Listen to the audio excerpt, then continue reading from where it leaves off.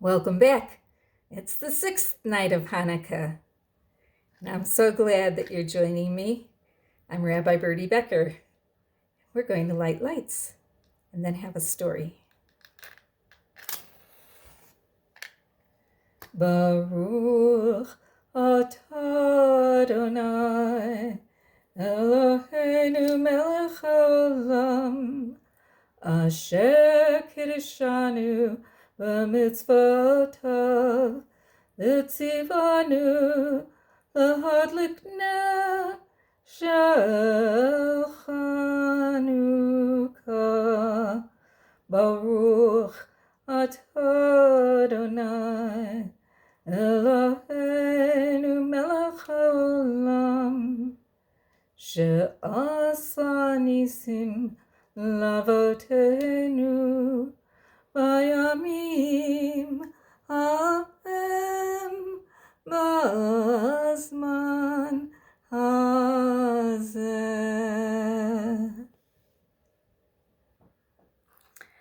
This story is called Lots of Latkes, a Hanukkah story by Sandy Lanton. The illustrations are by Vicki Redenbach. Long ago, in a faraway village nestled between two tall mountains, lived an old woman named Rivka Leah. One snowy day, a few days before Chanukah, Rivka sent notes to each of her friends, and the note read, "Come to my house the first night of Hanukkah, just before sundown, and we will celebrate the holiday together. Bring your menorah and something good to share with Latkes." Moshe the milkman read the note and replied, "I would be delighted to attend. I will bring my menorah and will prepare sour cream to eat with the Latkes." Chana, who tended a fruit orchard, sent her response, "I would love to come and I will bring my menorah. I have plenty of apples stored in my cellar, so I will make applesauce to go with the Latkes." Avram the fisherman wrote his answer, "I'll arrive before sundown and will bring my menorah. I live near the lake, so I will catch some fish to fry." Manya the baker answered, "I'll be there for sure, and I'll bring my menorah. I put up lots of jars of jelly this fall, so I'll make jelly donuts for dessert." The morning of the first night of Hanukkah dawned bright and sunny. Moshe went to his barn to get a bucket of cream so he could make sour cream, but the cow knocked over the bucket. "Now what should I do?" he said to the cow. "I can't go to the party with nothing."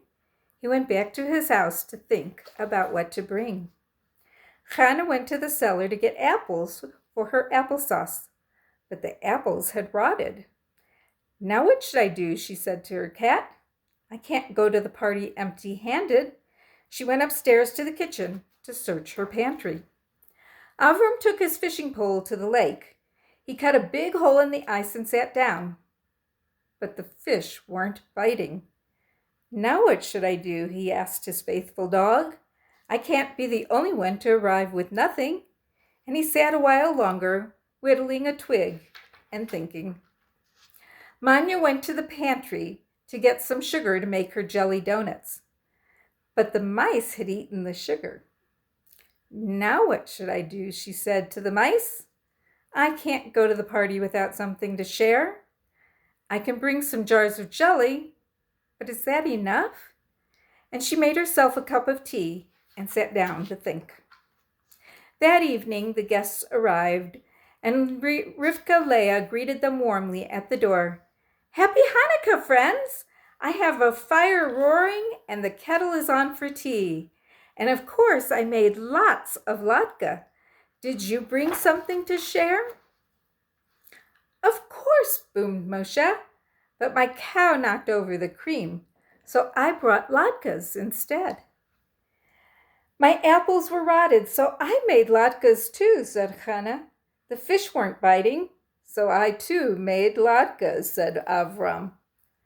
"The mice ate the sugar, so I also brought latkes, along with some jars of jelly," Manya reported. "So many latkes," said Rivka Leah, and laughed and laughed. "Lots of latkes," Hannah and Moshe joined in. Lots and lots of latke, Avram agreed. And soon the friends were laughing. I'm great at telling the story of Hanukkah, said Moshe. While I was fishing, I whittled a dreidel, said Avram. I brought my fiddle to play cheerful music, said Manya. I know plenty of Hanukkah songs to lead, said Hannah. And I made up a Hanukkah dance that I can teach everyone, said Rivka Leah. Moshe told the story of Hanukkah in his booming voice, acting out the miracle of the Maccabee soldiers and the small jar of oil that lasted for 8 nights. The friends ate, drank, played dreidel, sang, and danced by the blazing light of the menorah until dawn shed its rosy light over the valley. And of course they ate lots and lots of latkes. Are you ready to sing? Oh Chanukah, come light the menorah. Let's have a party, we'll all dance the hora. Gather round the table, we'll give you a treat. Sivivon to play with, Levivon to eat. And while we are playing, the candles are burning low. One for each night, they shed a sweet light to remind us of days long ago. One for each night, they shed a sweet light to remind us of days long ago. Each Hanukkah we glorify brave Judah Maccabeus, who had the courage to defy Antiochus and free us. Yet it is not fair that we should forget Mrs. Maccabeus, to whom we owe a debt. She mixed it, she fixed it, she poured it into a bowl. You may have not guessed, but it was the latkes that gave brave Judah a soul.